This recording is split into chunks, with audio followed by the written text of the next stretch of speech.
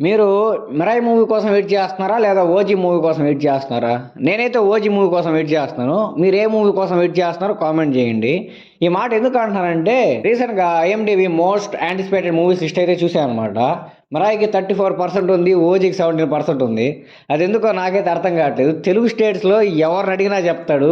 మీరు దేనికోసం వెయిట్ చేస్తున్నారు భయ్యా అంటే ఎవరి నోటి నుంచైనా వచ్చిన ఒకే ఒక మాట 'ఓజీ, ఓజీ, ఓజీ.' ఇప్పటి నుంచి కాదు ఎప్పటినుంచో 'ఓజీ' కోసం అందరు రక్తాలు చిందిస్తున్నారు తెలుగు స్టేట్స్‌లో అయితే.